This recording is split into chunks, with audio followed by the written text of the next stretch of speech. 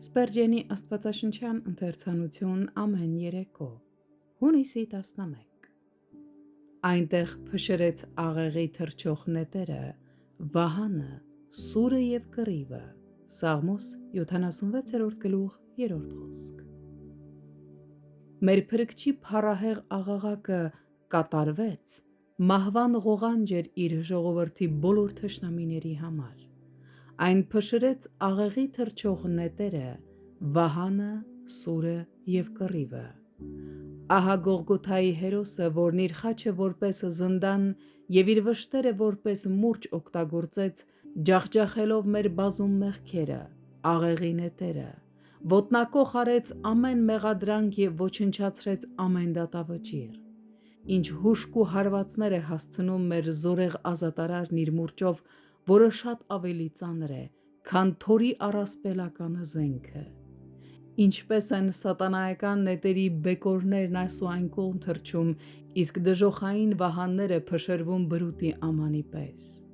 Ահա նա դժոխային վարպետությամբ պատրաստված պատյանից դուրս է հանում սատանայի զորության սարսափելի սուրը և խփում է իր ծնկին, ինչպես մարդիկ խարույկի չոր փայտն են կոտրում և կրակն են գցում այն։ Սիրելի բարեկամ, հիմա արդեն հավատացյալի գործած ոչ մի մեղք չի կարող այնպիսի նետ դառնալ, որ մահացու հարված հասցնի նրան։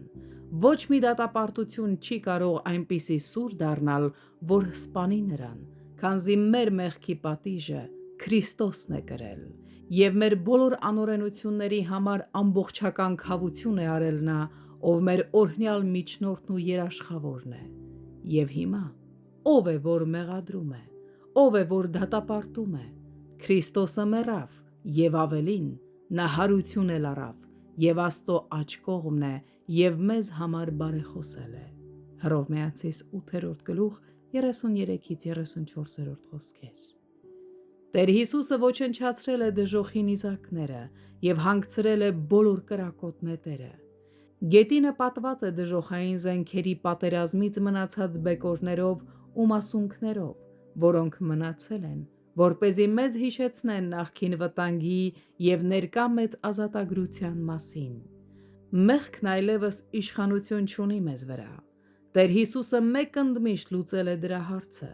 Թշնամու ավերիչ գործողություններին հավիտյան վերջ է դրված։ Պատմեցեք Տիրոջ բոլոր զարմանահրաշ գործերը։ Դուք, որ նրա անունը ձեր շուրթերին եք առնում,